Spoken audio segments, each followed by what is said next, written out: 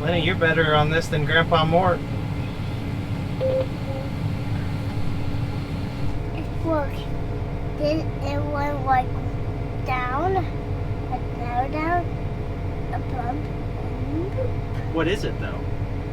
It's a boat. A boat? Yes.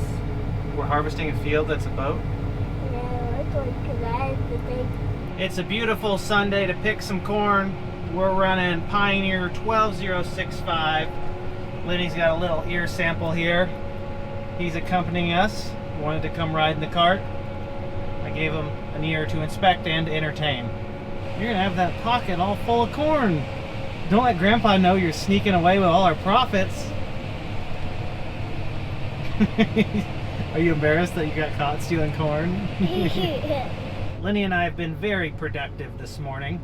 We did some taping on the window, and now we're stuffing his pocket full of corn, so whoever's car he gets in, either Allie's or my mom's, he can make just a brutal mess. We think it's funny. No one else is going to think it's funny. He's just got a big old pocket of corn. I don't want to implicate it in this. This was all the 4-year-olds doing.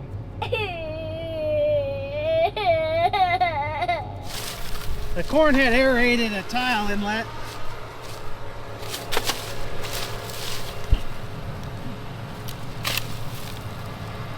Looks like we just need a new one. Or cut this one down a little bit.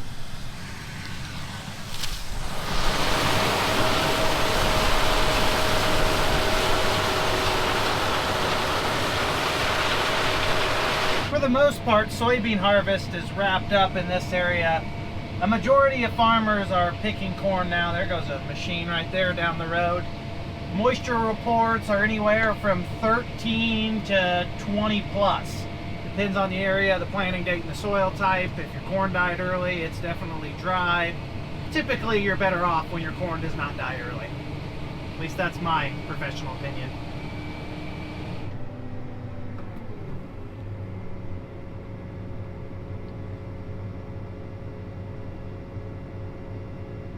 Another field finished up, the Pioneer 12065Q on this farm, average 248 dry.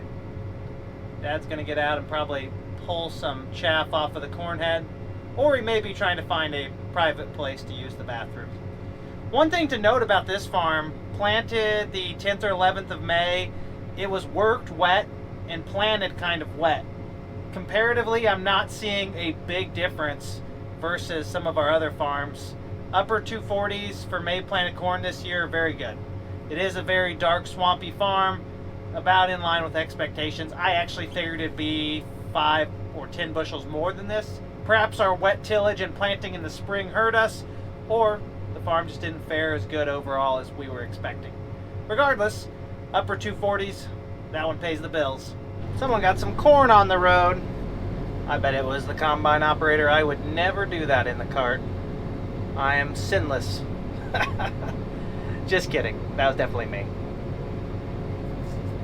Not too much. It'll feed the rats at least. The elevator's been running great today.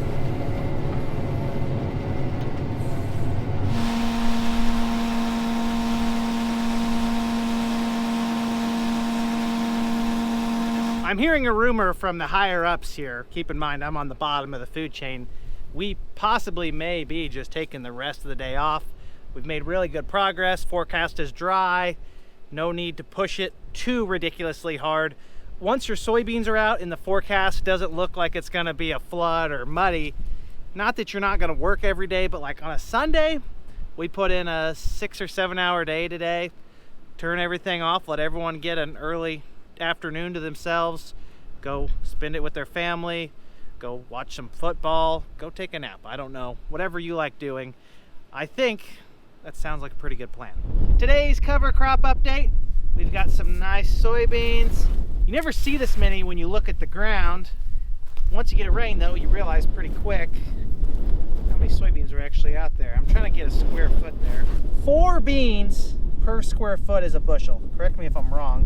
1, 2, 3, 4, 5, 6, 7. Heck, that one's already putting out its first set of leaves.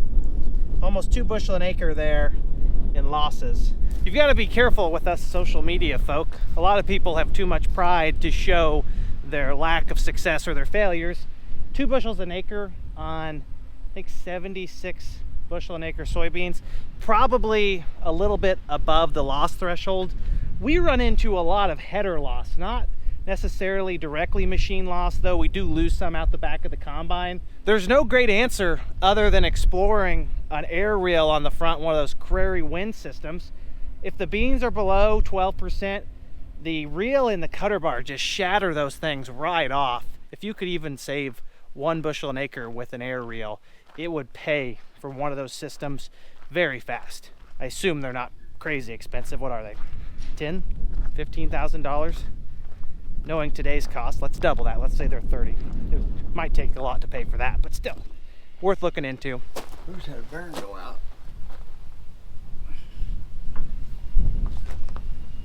There, I think. The thing to do nowadays is get those thermal cameras after you've run them. Oh, the heat. And yeah, you look at everything, and if something looks unusually hot, it points to you that there's something going on there. Some of these parts will always be warmer than other parts, but if something really stands out, it could be on its last leg. Fueled the big machine up. Dad wants the air filter blown out. Yesterday, that 6422 DeKalb we were picking had already been colonized by the fungal pathogen or the fungus that comes in once the plant dies. So it was very black out there. Not tar spot, just the sign of degradation in the stalks. It's part of the reason we picked it, because the corn was starting to go down, or the tops were going out. That's the first indicator that the plant as a whole is weak. Before we started this last field, we checked the air filter. It's just completely black on this. Dad knocked it out at the field. We're going to take it back to the air hose and blow it out professionally, or at least forcefully, to try and give this thing a cleaner breath.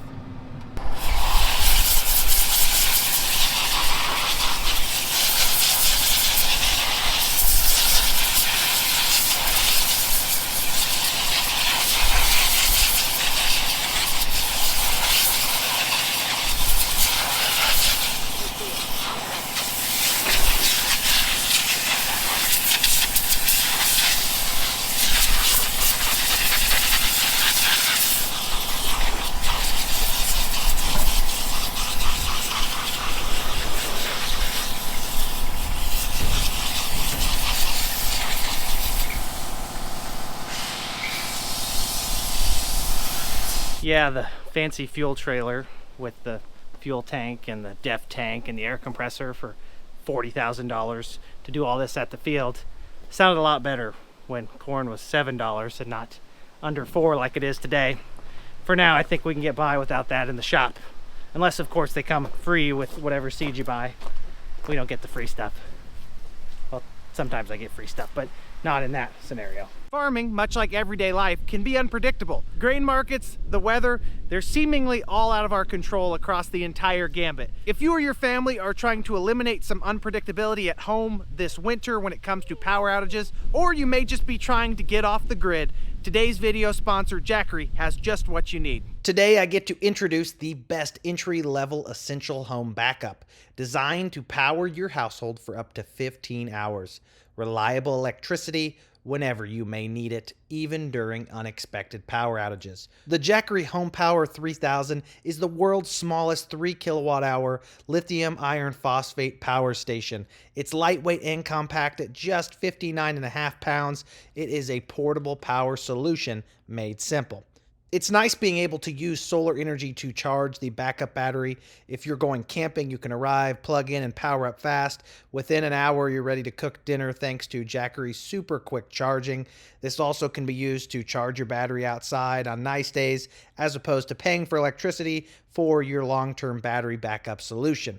With 3,072 watt hours and 3,600 watts of output, plus up to 7,200 surge watts, this thing keeps our fridge, Wi-Fi, and lights running for nearly 2 days.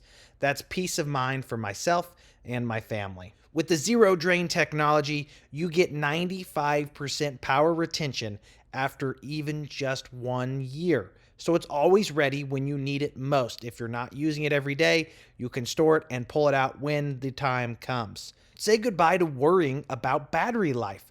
Jackery's battery technology lasts over 10 years and 4,000 cycles, ready for daily use or emergencies, depending on what you need. Everyone's needs are different, whether it be keeping your farm running, providing power off the grid, or just keeping your kids entertained. During an outage, the Jackery HomePower 3000 has us all covered. You can secure these awesome products for the lowest prices of $2,025 up to 65% off.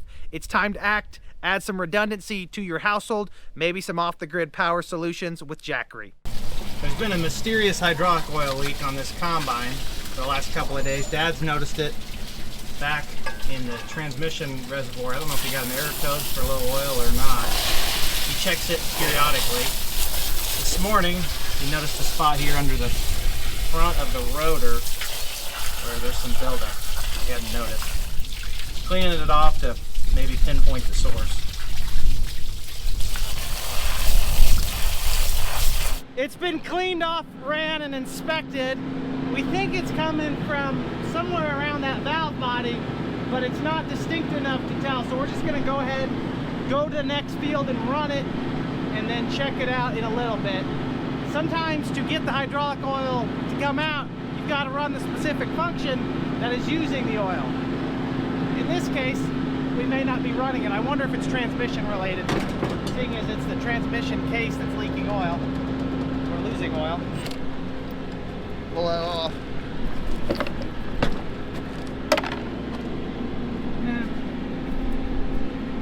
Tight enough? Seems loose, but I might as well tighten it while we got it off. Yeah, we'll have to get a wrench. You don't need a wrench for that. Just an extension will take it off.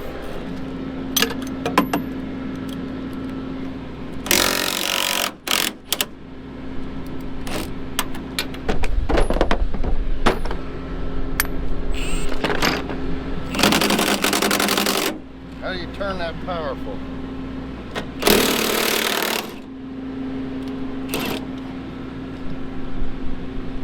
It's not moving. We're pushing it down.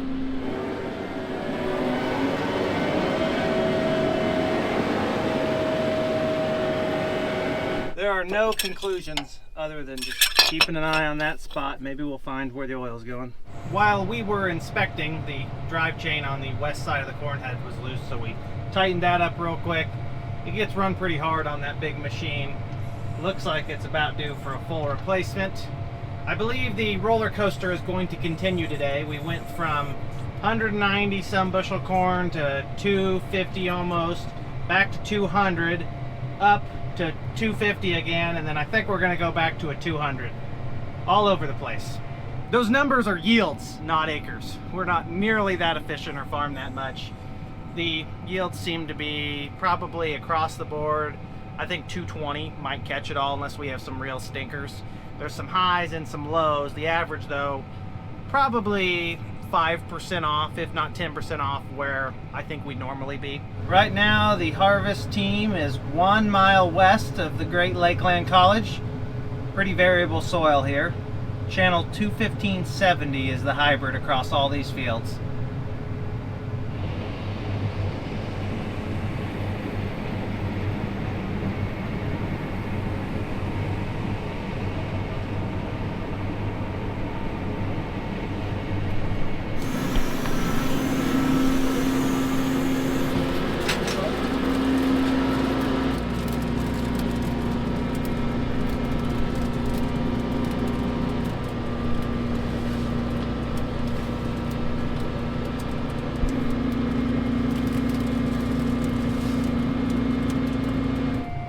Here's the reason farmers run green in this area. The dealerships, whether it was Schilling Brothers Alliance, now Sloan's, they get here quick. Skylar from Sloan's figured it out in about 30 seconds. There was a hose next to the hose we thought was leaking that was missing an O-ring. He put the O-ring in, tightened it back up. Should fix our leaking issue. Keyword is should. Could be another issue, but you never know. You got to fix them one at a time. Dad just gave me a yield report from a neighbor in this specific area, very tough farm ground. They had a very, very bad field of corn. I don't know what to expect out here. It's just all over the place. Here are 3 ears I pulled pretty close together. Can anyone guess what the difference is here? If you thought one of them is a different hybrid, you are correct. Once again, you had from Downey and Ewing's. I believe that is Pioneer 13050. This is the Channel 21570. Chris Heller, the salesman on this product, said they referred to this hybrid in the company as the donkey. I don't know what that means. Maybe your imagination can tell you. Looks pretty strong, and maybe I pulled good ears. If your whole field looked like that, it's 300 bushel corn. Knowing the absolute barren wasteland we're farming right here, I don't think 300 is possible. If it's a 200 bushel field, that'll be a great yield here. Somehow this is still 17%, and the combine claims it's making 225. I don't believe that. The front patch averaged 225. This next field to the west is really rolling, full of terraces. I hopped out and greased the grain cart very briefly while Dad moved across the road.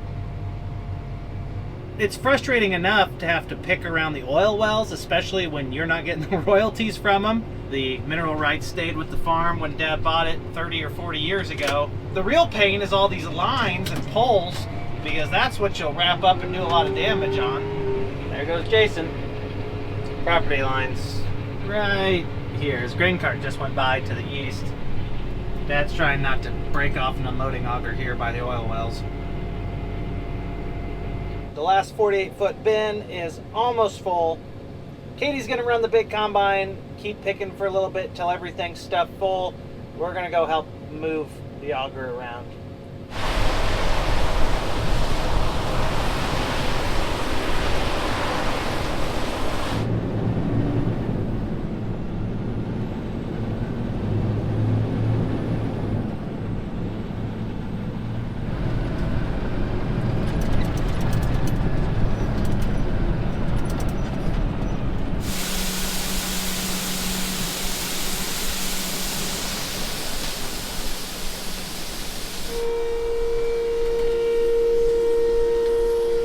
That's a 950.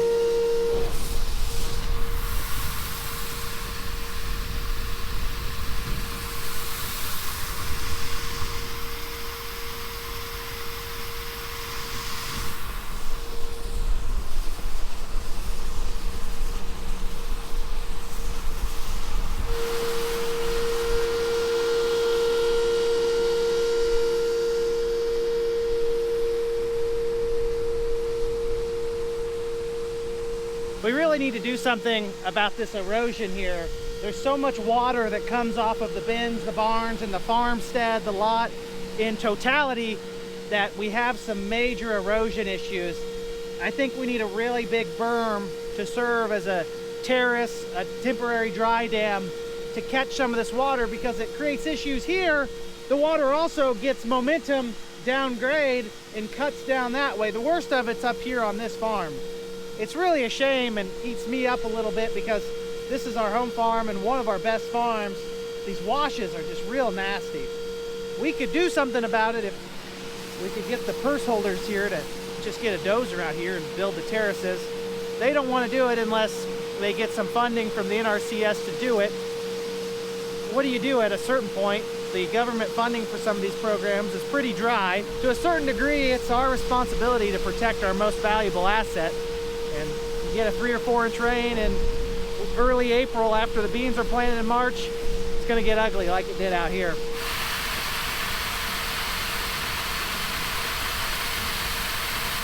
Hey piled up pretty quick.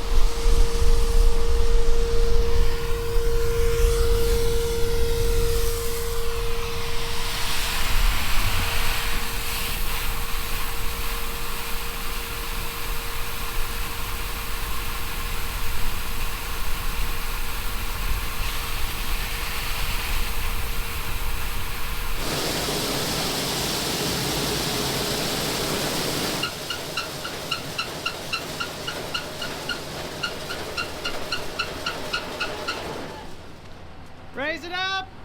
It's in there. We greased it all except the one. Whoa! Time to clean it up. Easy!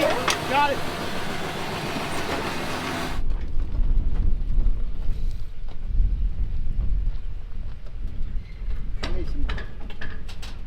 Give me some cable. What? Give me some cable. Other way.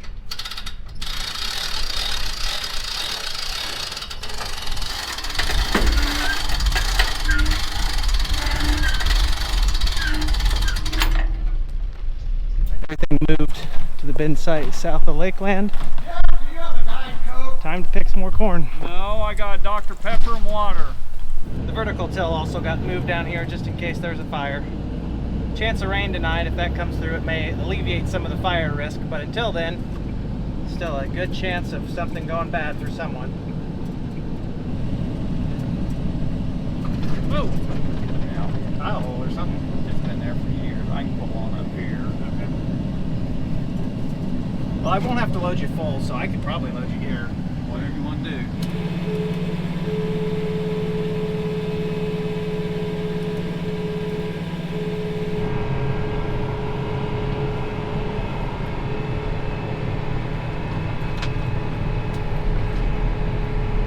The channel 21570 on top of the hill on the eroded glacial soils up there made 205 dry based on planted acres.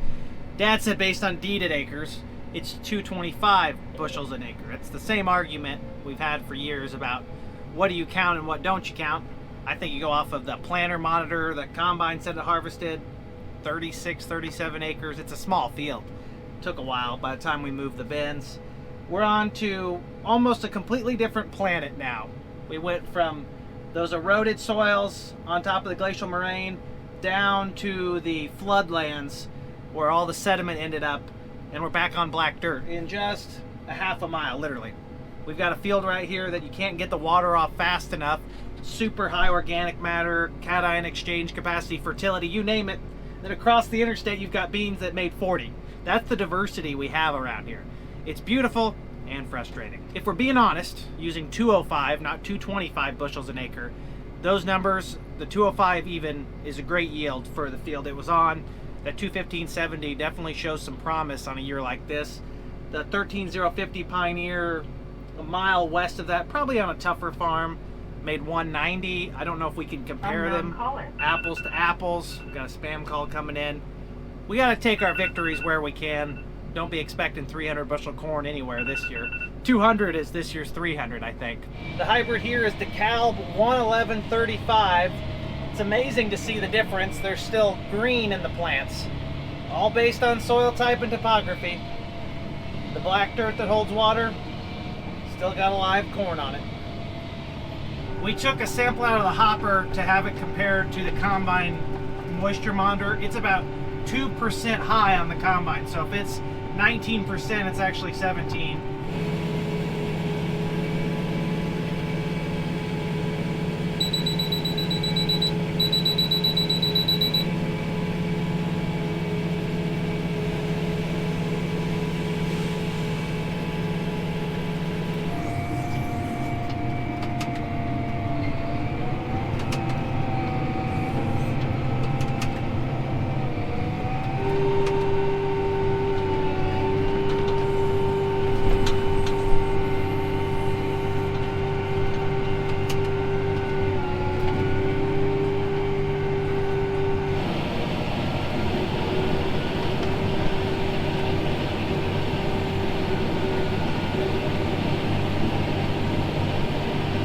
One of my favorite things Dad does with his combine is whenever he thinks it's too dusty or too much trash on it, end of the day, whatever, he'll just take it out somewhere he knows is smooth and just let her eat through the field. He'll get it up to full road gear, try to get stuff off. I can't imagine that's good for the drivetrain of the combine, but it's his machine and he can do what he wants. Look at him go right there. Heads a foot off the ground, doing at least 15 mile an hour. I guess it's less dusty than blowing it off yourself. We're quitting for the night. Corn's holding right around 240 dry. Not too bad. She is starting to get a little dusty. A lot of this corn has that black fungus on it when the stalk starts to break down. Makes a real mess of the machines. It is a beautiful evening out here. My grandpa's across the interstate finishing up beans. He's got that big 790 loaner combine. I think that sped things up. The dry weather helps too. We've got our first big chance of rain since 2 weeks ago tonight. Calling for a couple tenths of an inch. Won't even be enough to slow us down. Although I hope it is, because we need something to fix the water issues, or the fire potential, I guess is the words I'm looking for. Someone was late to work this morning.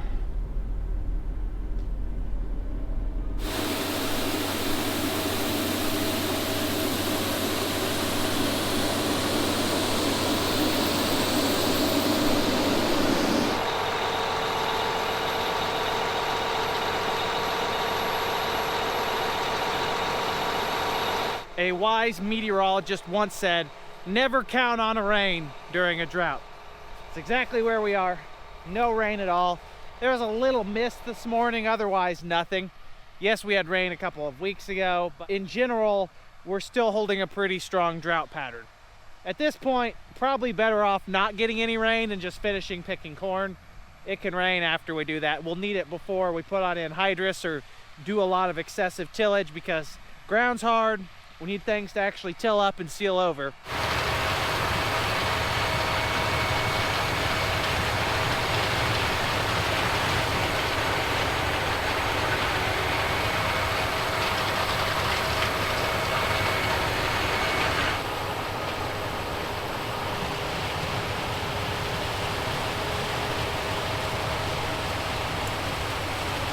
We can debate all we want about the cause, but there is no denying that at least in the last handful of years, it has been getting warmer and staying warmer. Our winters are warm. It's October 7th or 8th, still pushing 80-degree highs. There's gonna be a couple days like this where it cools down, then after it's gonna warm right back up. It's like a whole new world. And who knows, in a decade, it may be cold again.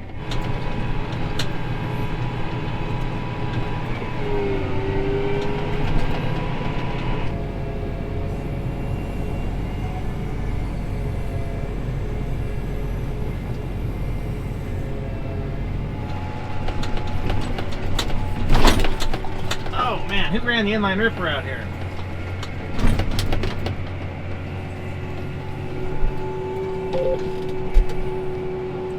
That's trying to get that combine folded down.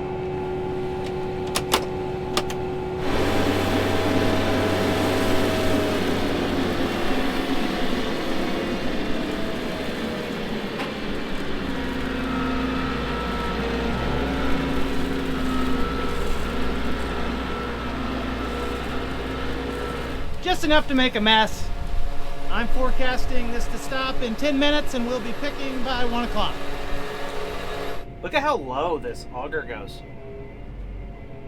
You got massive semi with huge stacks on it all the way up here. Lower it all the way down. You can load your kid's Hot Wheels Gator truck with a little wagon behind it. That'd snap the axles pretty quick.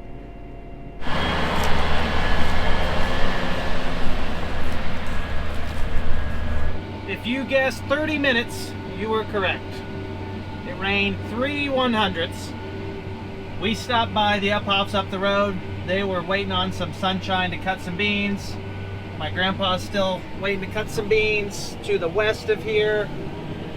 This field is rough from the inline ripper last fall. I've got some trials out here. We'll see if there's any immediate impacts other than the field just being a war zone from deep tillage. The north 36 footer is about full. Might hold one more load, We two should loads go in after if it we're loads lucky.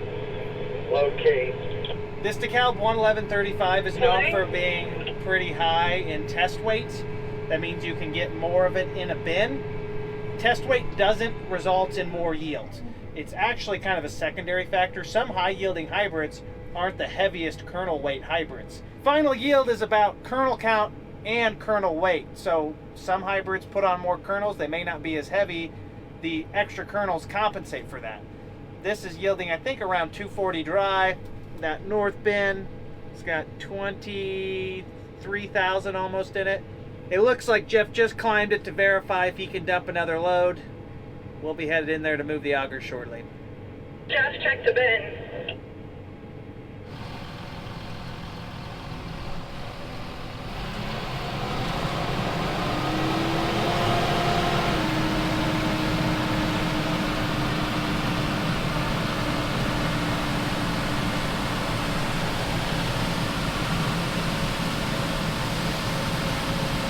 For whatever reason, we're going to have a lot of corn in this bin, more than Dad's ever seen before.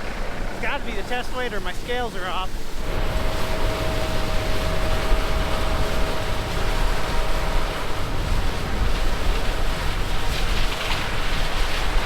Thankfully, we're picking right across the road from the bin site. One more truckload ought to do it. I guess we probably should have just stayed here and loaded the truck to begin with, then went to the bin. Thought surely based on what we've weighed, the bin was full. It's got room for at least one. Dad said the most corn he's ever seen in one of these north bins coming out dry was 22.5. The load that's at the bin right now is 24.5. So something's up. Either this corn's extra heavy, maybe it's drier than we think, making it more compact. My scales could be off. It's hard to really verify the scales unless you're hauling to certified scales, which right now we're not. The weights aren't that important, but we do need to know how far we're off to readjust it later. I didn't know you could get it from there.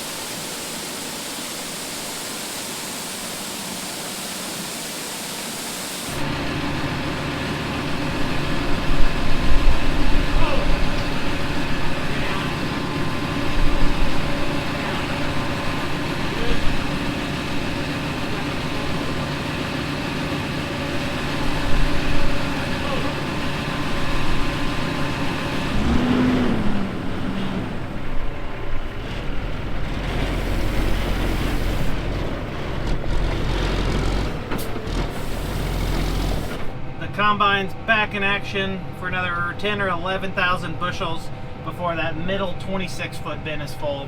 Won't take very long, maybe 2 hours we'll be moving her.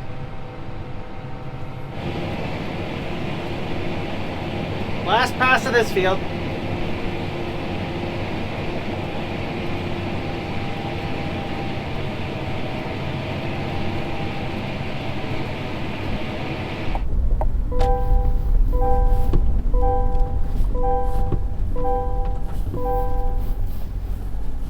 Dad ran in and fueled up the combine just so we don't have to mess with it tonight. He's picking another field to the northeast. Pretty good soil. This is lower lying, though not as productive based solely on soil classification alone. The final yield, according to my scales, for this farm, DeKalb 11135 was 245 dry bushels an acre. One thing that was different about this farm and the next farm versus everything else, it is all side dress nitrogen. We did that deep tillage with the inline ripper. We didn't have a chance to spray any 32 on or run any pre-plant program. All the nitrogen came with the side dress bar. For better or worse, I don't know. We typically split shot. This was 100%. I don't have any way to compare yields or do anything of the sort because there's no comparables down here. Based on the year and what we're seeing, this is a perfect farm to have when it's really dry. Swampland. Next farm's also pretty dry. It is Pioneer 14830. We're gonna go ahead and open it up. Or Dad is, I'm just gonna watch in the grain cart. Only Marty can have an auto steer system that shows you where every single planter row is and where you should line up and still end up with a row of shame on the end. That's hilarious. Gotta love Dad. How did you end up with this extra row? Must have planted 49 here. Yeah, sure.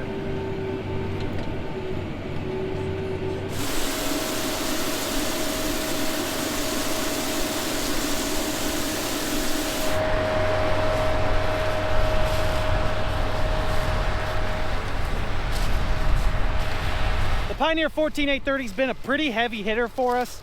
On this field 2 years ago, it won a side-by-side over the scales on the cart against a channel number by 30 bushels an acre. Up north, we had it do 260 an acre dry average on an 80-acre field. And back at home, it got beat by DeKalb's 6835 on a side-by-side weighed by 30 bushels an acre. So it's a good hybrid.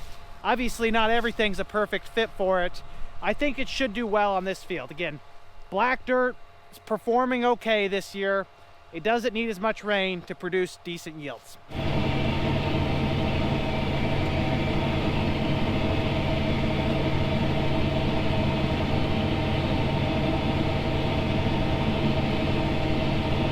Another bin's full. Gonna go move the auger.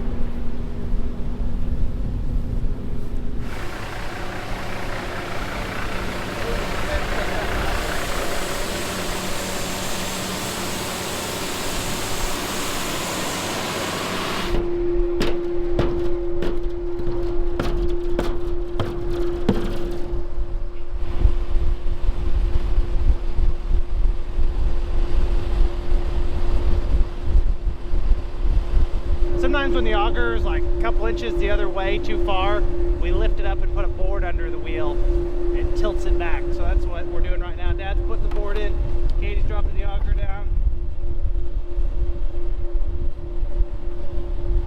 Whoa! Perfect. One simple trick that saves you some time. And these spouts make it easier. I don't know why we ever load without them. For some bins, Dad takes them off. Got the old fire prevention tool sitting there. Everything's set up at the next bin. It's the last one at this bin site. We've been picking for a few hours now, actually. It's been nice and quiet, the way I like it. Sweatshirts are on, though. Chris and Jeff both have the first sweatshirts of the year I've seen. It's just kind of cool and overcast. Should be great bean cutting weather because you wouldn't be down to 7% moisture. Corn, now that's just October. Feels normal. Almost time for Halloween. At least that's what it feels like. Waiting on the battery to shut off, and then we will hit it hard again tomorrow. No more rain in the forecast.